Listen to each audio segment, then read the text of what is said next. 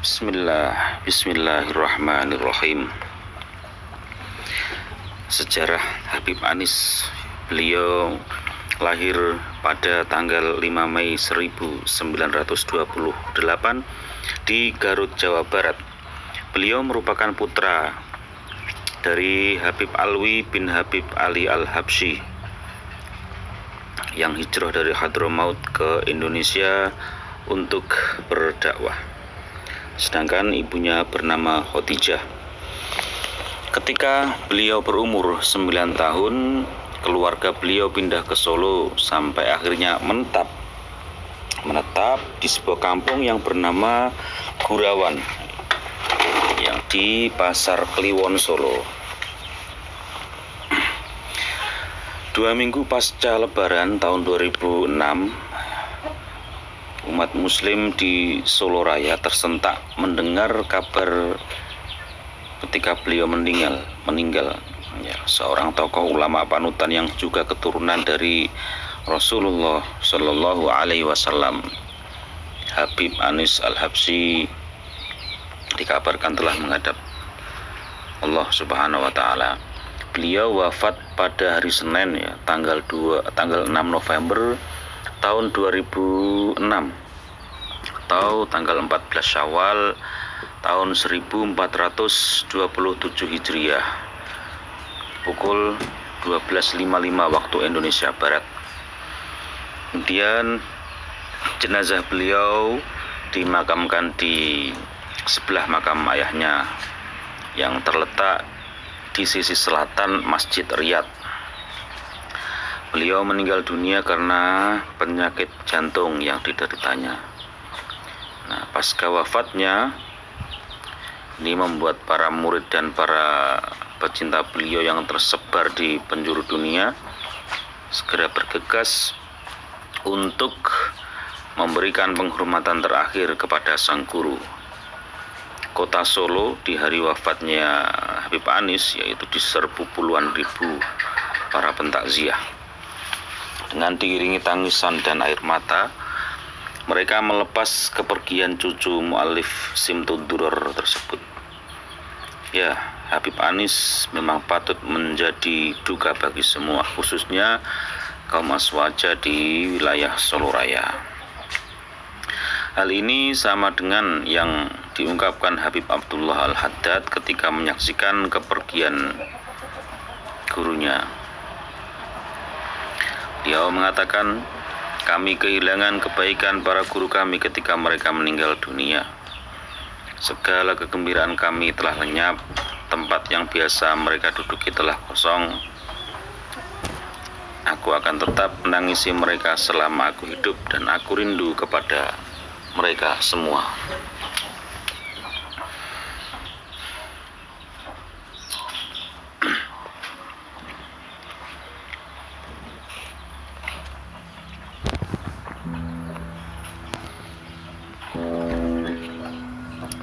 Sejak kecil, Habib Anis dididik oleh ayahnya sendiri, juga bersekolah di Madrasah Ar-Ribathah yang juga berada di samping sekolahnya.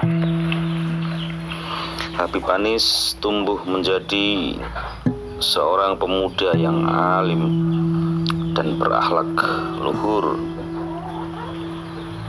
Habib Ali Al-Habsyi yang merupakan adik beliau menyebut kakaknya ini seperti anak muda yang berpakaian tua.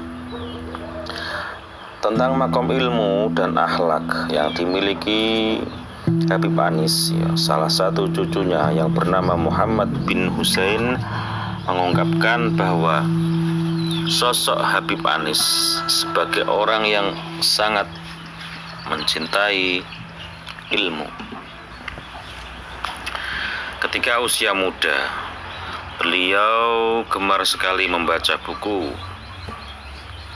Tiap malam ketika istrinya tidur, beliau membaca kalam Habib Ali bin Muhammad Al-Habsyi, yaitu kakek dari Habib Anis. Sampai beliau terkadang menangis ketika membaca untaian nasihat kakeknya. Ketika istrinya terbangun, beliau Beliau langsung mengusap air mata supaya tidak terlihat oleh istrinya.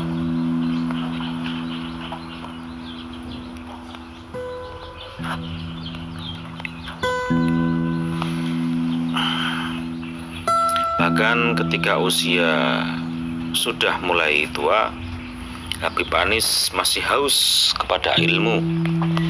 Beliau pernah berencana untuk membeli laptop dan belajar mengetik agar bisa mencatat ilmu yang didapatnya. Beliau juga berencana untuk datang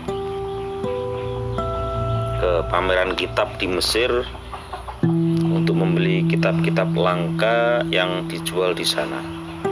Begitu cerita dari Habib Muhammad ya. Ditambahkan oleh Habib Muhammad, meskipun Habib Anis ini sudah tergolong seorang yang ahli ilmu, akan tetapi beliau lebih dikenal dengan kemuliaan akhlaknya. Karena beliau selalu menampilkan akhlak yang mulia, padahal keluasan ilmunya sudah tidak diragukan lagi. Akhlak Habib Anis diantaranya tercermin dari sikap yang sumeh, kalau orang Jawa bilang, atau murah senyum, dan dermawan, loman, sumeh dan loman. Ya, ada seorang Ibu Nur Aini, yaitu seorang penjual warung angkringan di depan Masjid Ar-Riyad, itu menuturkan bahwa Habib Anis itu bagi saya orangnya sangat sabar, santun, ucapannya halus, dan tidak pernah menyakiti hati orang lain, apalagi membuatnya marah. Seringkali menjelang Idul Fitri, Habib Anis memberikan sarung secara cuma-cuma kepada para tetangga, muslim maupun non-muslim.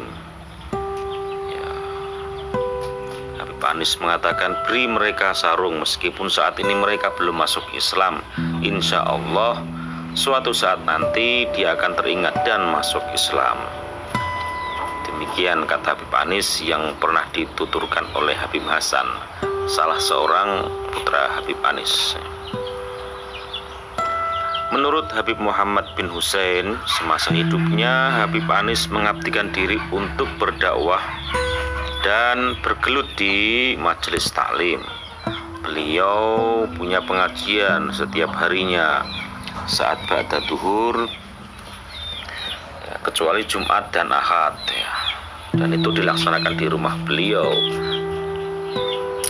Pernah ketika istri beliau meninggal, masyarakat datang untuk bertakziah. Namun begitu tiba waktunya pengajian, langsung beliau membuka kitabnya dan mulai membaca serta mengajar.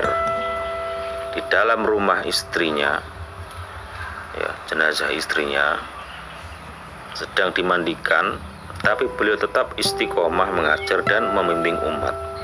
Jadi keadaan ketika istrinya sudah dimandikan, sedang dimandikan, beliau mengajar pada waktu itu. Habib Anis juga dikenal sebagai pribadi yang istiqomah dalam segala hal. Tentang keistiqomahannya ini juga diakui oleh salah satu muridnya yang kini mengemban amanah sebagai Rois Suriah, pengurus cabang Nahdlatul Ulama atau PCNO di Kabupaten Sukoharjo, itu yang bernama Kiai Haji Ahmad Baidowi. Dalam banyak hal Habib Anis selalu tertata rapi, meskipun di banyak aktivitasnya sebagai imam sholat, pengajian, menerima tamu, membuka toko dan sebagainya. Ya, bahkan membuka toko juga.